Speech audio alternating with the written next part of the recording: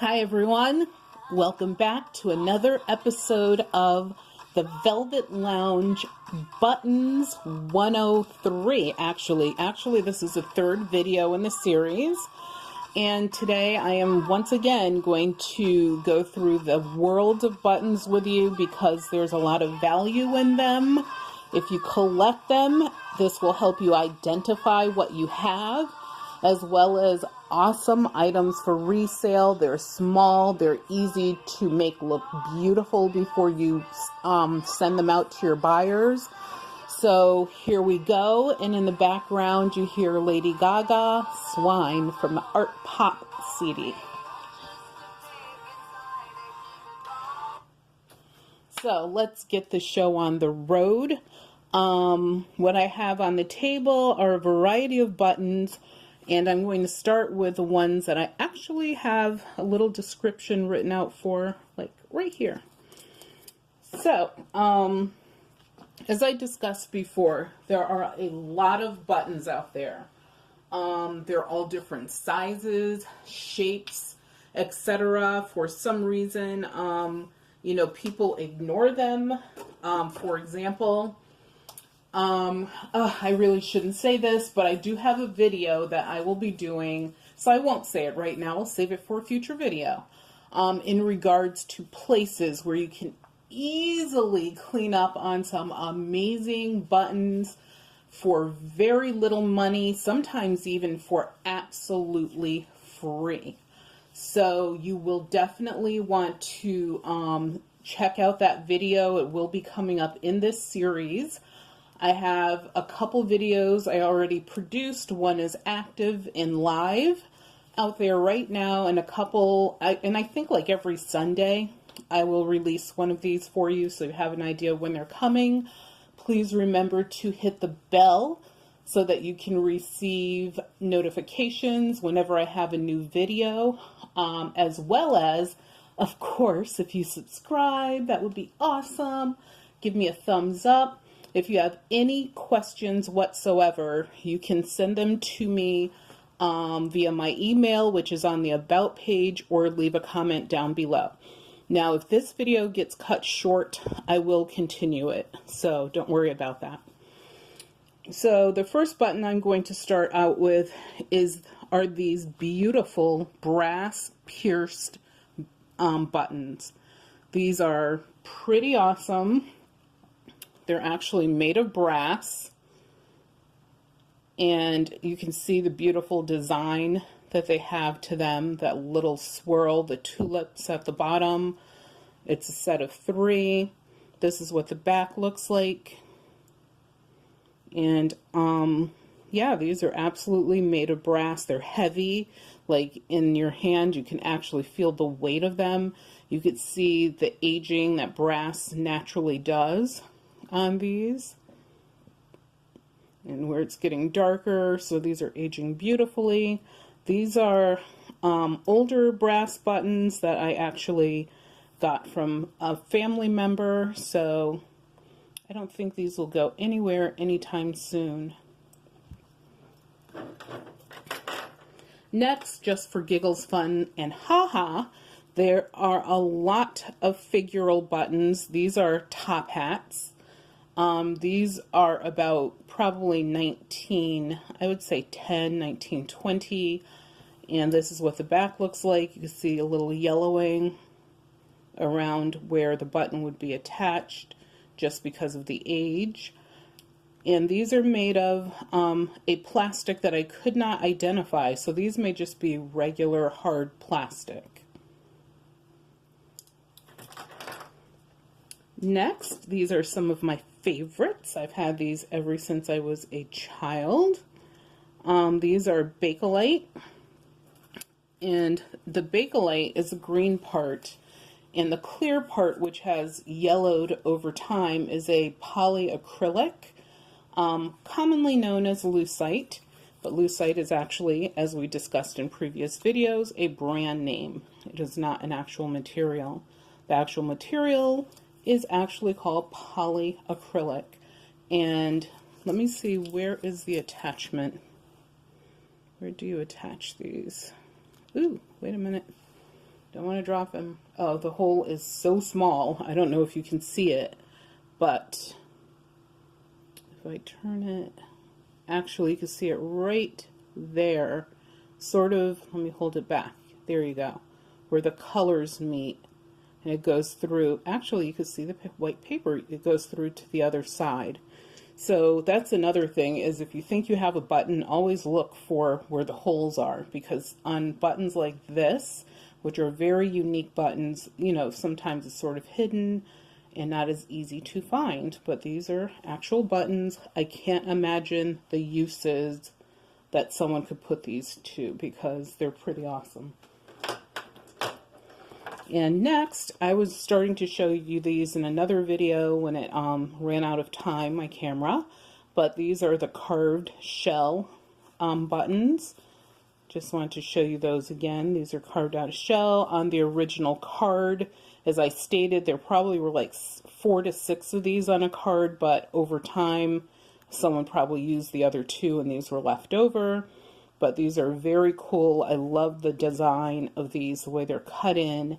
And the way that they attach is, as you see, like the string actually loops through. So it's very unique to have a button like this that doesn't have a hole, it doesn't have a toggle, it has nothing on the back at all to attach these except for the way that the string loops through each of the buttons as you see it. And actually I pull this up so you can see that a little bit more. So that's very cool, very unique. These are a button collector's dream. So these should do pretty well. And you can see from the shell, this is just natural from the shell. It's not damaged. Next, I have a pretty cool button that has a shield on it. It has an eagle at the top, huge and proud. You can see all the stars around the sides. And this, I believe, represents 13 states of the United States. On the back, and I know that this was made in America, this is what they would call a patent button, because, and that's P-A-T-T-E-N, because on the back it tells you exactly where it was made. It was made in Waterbury, Connecticut. This company made a lot of military and uniform type buttons, and they made them for a lot of years. Like, you can look them up on Wikipedia and find a lot of information on this company. These are really buttons that someone who collects militaria or uniform buttons would enjoy. Of course, it's, well, not of course, but it's made of metal. It's a metal button. So, and look at the way the attachment is on the back. You notice how it's flat before it goes into the circle, and that's so that it can lay neatly on the uniform. I should have, this is a button I'm going to do more research on, but it is made of glass and it's molded. One of the ways you could tell is you see the line going across from when it was pressed into the mold, and of course it continues along the back. It has a huge opening for the thread to go through. Let me just put this up to my face a little bit. So, oops, there you go. Really large, because just look at how high it's all. It reminds me of a mushroom, so I nicknamed this my mushroom button. How high that was set up off of a piece of clothing. I can imagine that this is probably used for like maybe a piece of fur, faux or real, but from the age it probably was a real piece of fur, and this would actually sink down into the fur. So obviously you would not use this on a standard coat jacket dress, but very nice glass button. And like I said, I want to do a little more research on this one, but I do think this was used on fur. I have another, and I have a lot of button covers, so I am not going to show you every single one, but this is an interesting tourist piece button cover. It says London, of course, and it has a picture of the abbey, or I'm not sure what it's called, where these folks live, the royal folks live. And of course, as you've seen on other button covers I've shown you, it has this back flip, because what would happen is the button would, you would open this, slide your button inside, close the cover, and this would become what would represent your button for the day. So these are basically pieces of jewelry because they're interchangeable. They're made of various materials. This one is made of metal.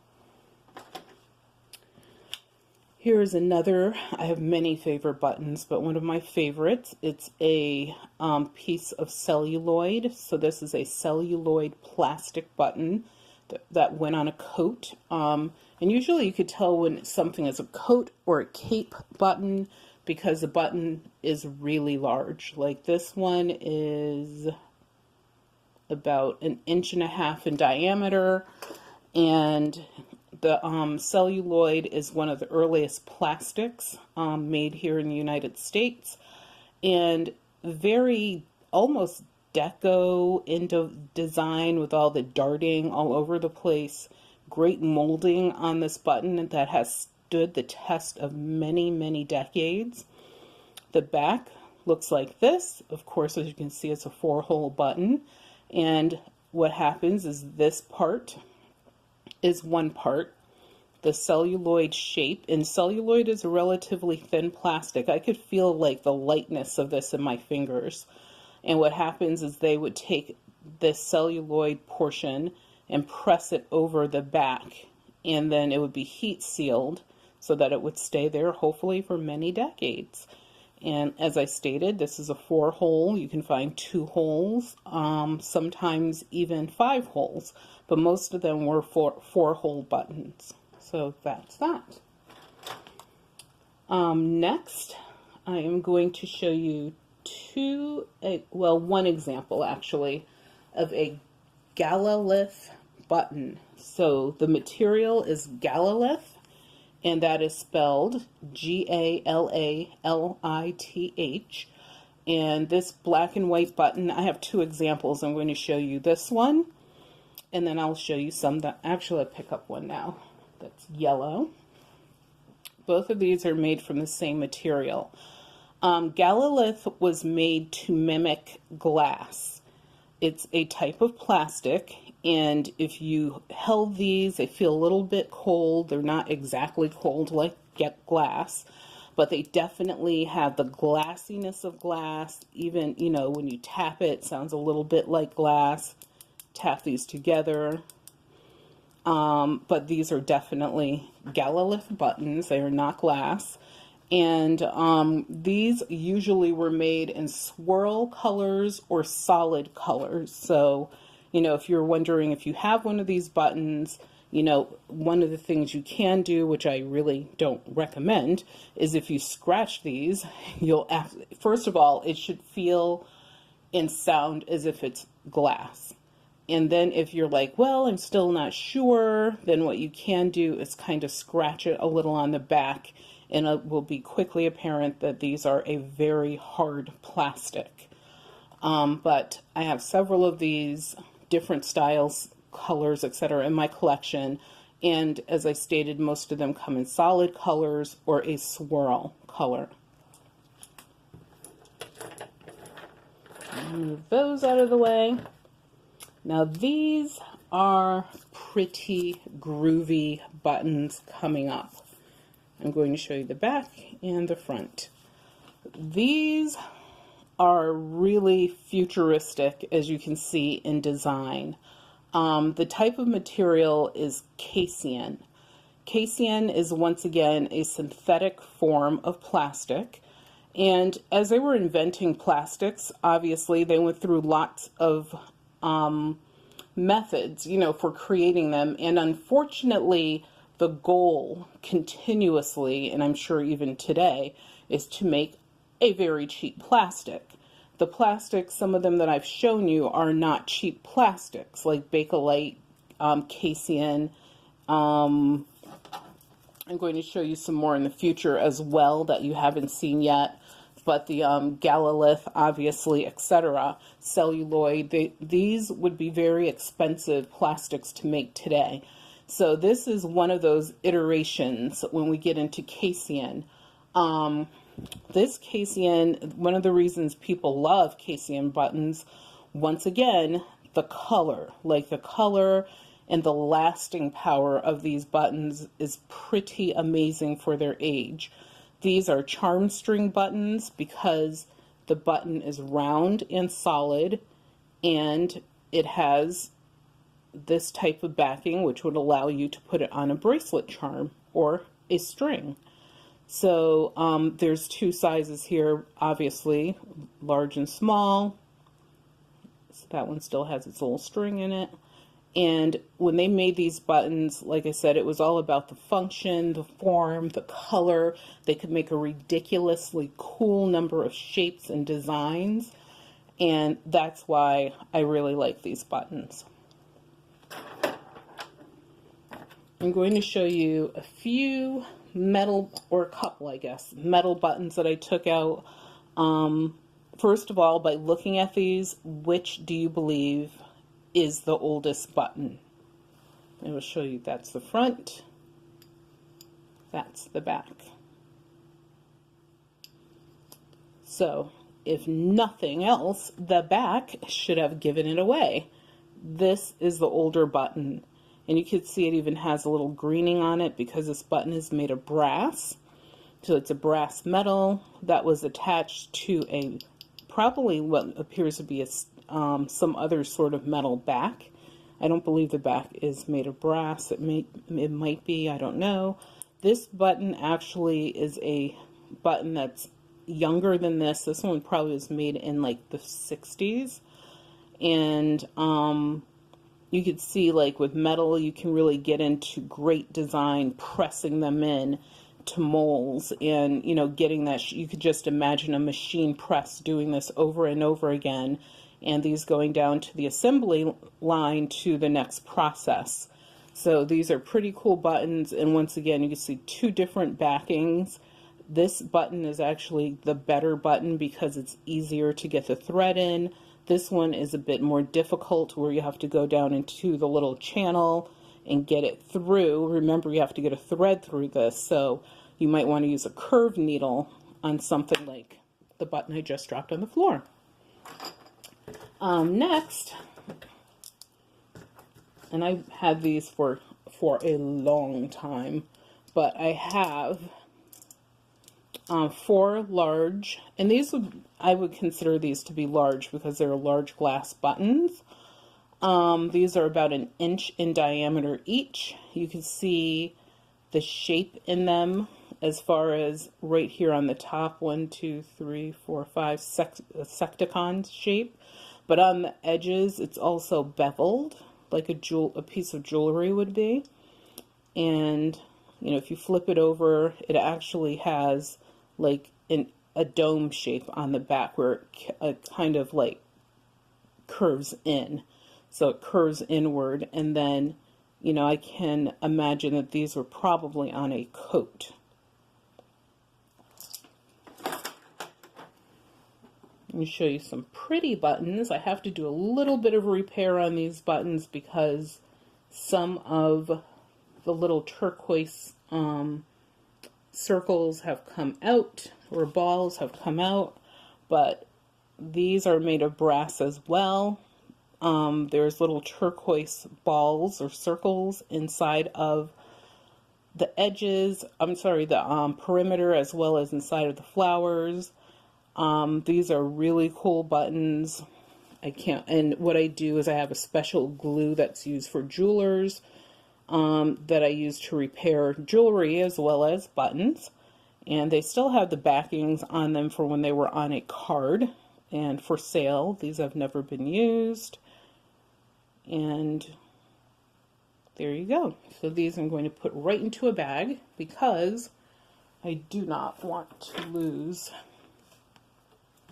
any parts of them.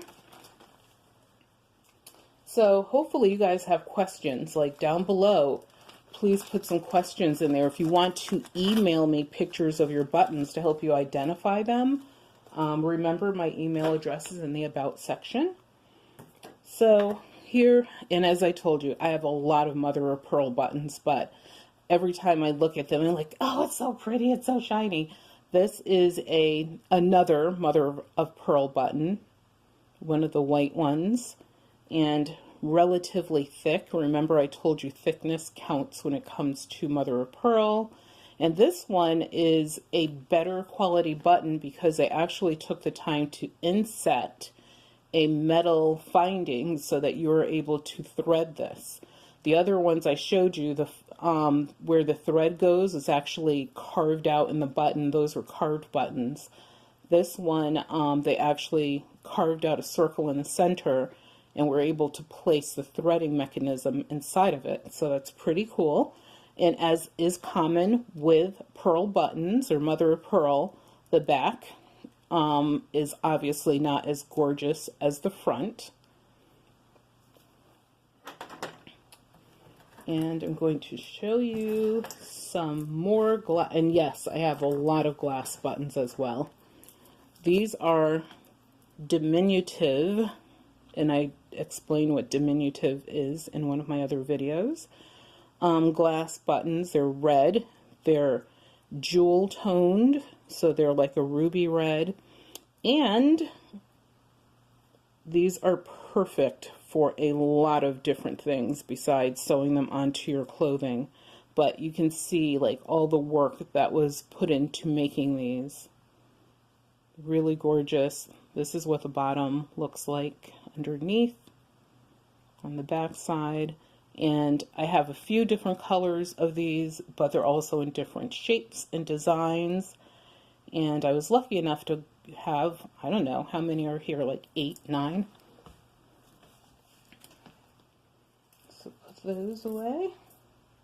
And remember, I told you as I'm going along, I'm sort of sorting a little bit, so forgive me if it's taking a minute. So the next set I'm going to show you, these are steel cut buttons, and we talked about steel cuts in a previous video as well. These were cut to mimic, guess what? Yes, rhinestones. You are totally correct. So these were cut to mimic rhinestones, and they actually, if you can see this, on the edge it's 3 layers. So you have the bottom piece of steel, you have a middle piece of steel, and all of that is welded to the top piece of steel that shows the design, well, the extra design element. And also interesting on these, look at that, like the holes that are in there. I thought that was really, I've never seen that before on buttons like this that are steel cut. Usually steel cuts are pretty much one piece, but these being made of 3 pieces, being made to mimic rhinestones. I have a pair of these. You know, a lot of people would either use these for sewing project or, once again, lots of other projects. So those are very cool. They're relatively small. I'm going to quickly do a measure here. Let's start from the 2 because I can see it easier. These measure approximately, if I can get it there. Oh, they're a little bit longer than I thought, 3/4 of an inch long. And they're probably about 1/4 of an inch wide. So very nice, very unusual. Okay, I know you guys are sick of me talking about mirror backs, but I have a lot of them, and I was like, I just want to show them more examples of a mirror back button. So I'll show you this one first. So clearly you could see the mirror back in this one. It's shiny, it's reflective, and then on top of it, obviously, there's the design element that's been added. And let me see, what is this? This is, I guess it's just a, it's a floral design, and it has 2 bees right here, bee number 1, bee number 2. So that will be interesting. And then this is what the back looks like. These are very old. Well, this is a very old button. I have one more of it, but the other example is, this condition is better than what my other one is. Really pretty. And there's 4 of these. They're all exactly the same, strung. And this is something you might find when you find buttons that people recovered. You might see that they've strung them together like this. And in this, I can actually see the mirror back better if I'm looking. Oh, let me see if I can get it for you. Yeah, so you can see a bit of the mirror back inside. And obviously these are smaller. Yep, there you go. These are smaller than the button I just showed you. And there's like 4 of them, which is great, especially if you're going to resell them. If you have smaller buttons, always better to sell them in a set. Oh, there you go. There's a mirror. It's really shining now. But there are, you know, those are some great old buttons. These are some old Victorian buttons that I have. Probably would have been on a lady's waistcoat. And back then, unfortunately, the Victorians and Edwardians, etc., believed in having teeny tiny little baby diminutive buttons. Bad enough they had all the lace and the strings and strands of ribbon as well as other things to contend with. But there's only, and actually you could see like there's a little bit of a mirror back in there too. These are domed, so the design, it really puffs over the button sort of like a muffin, and then it's placed on top of the backing, which looks like that. And I only have 2 of those, so they are what they are. Very interesting, incredible buttons. I'm lucky enough to have 2 of them. These are, and I'm going to actually take my notes out. Like I told you, I have a notebook full of notes on buttons. And the ones that are left over, I'll sort of pull to the middle a little bit. Bam, there you go. And remember to subscribe to our channel. Thank you. So, these are beautiful Victorian mourning buttons. That's mourning. So when people were mourning, they would have mourning jewelry. And jewelry could be anything that you use to adorn yourself besides your clothing. And that's what these are. These are not of the macabre era. Initially, when people wore mourning jewelry, it was usually a piece of someone's hair, their fingernail, even dried skin. Yes, very macabre, but when Queen Victoria was mourning the death of her husband, the masses, of course, couldn't, they didn't want to go out there and start recovering body parts. And nor did she want to wear any dead portions of her husband's body. But what they would do is they would create mourning jewelry. One of the more affordable pieces would be a button, or multiple buttons even. These are 2 glass buttons. These are absolutely made of glass. And you can see how they would attach through the back. I love this old-fashioned channeling. It allows the button to sit better on the clothing and easier for sewing. And I don't know, I'm going to try to see if I can get a little bit of a better picture. There you go. So you can really see the design. This would have been a design that someone would have worn to mourn a loved one. Or if they were mourning the loss of someone who was royalty, or a statesperson, they would also wear these things.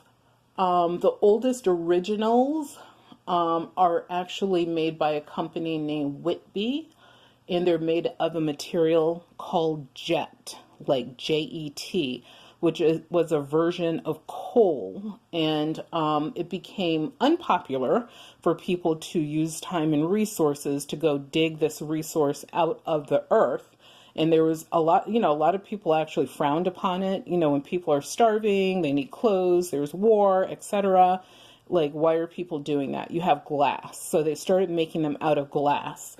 And that's what these are. And these would date, I'm not sure what the date would be on these. My assumption is these would be about 1900, 1910. But they really became popular between 1860 and 1930. So beautiful buttons. This is another button cover that I wanted to show you simply because, once again, button covers, buttons, etc. are made of different materials. So this is what I call a mimic button cover. And the reason why is it mimics being metal when indeed the top part is plastic. The bottom part of it is metal. This part where the button would be inserted. But this top part is absolutely 100% plastic. And this actually is from the 1980s. So I have a beautiful, what I term as a self-shank marbled glass button, because that's exactly what this is. It has its own shank built in. This is what you would call a self-shank. We will get into button backs in another video. And you can see it has the same design as a marble, a toy marble would have. And this would be great, obviously, for a lot of different applications as well. The color is consistent. It goes throughout. It's not just drawn on. And once again, this is made of glass. And obviously a small button. Next, I am going to do some research on these and get back to you. So I have a few, I would say a few buttons that I have no idea what they're made of.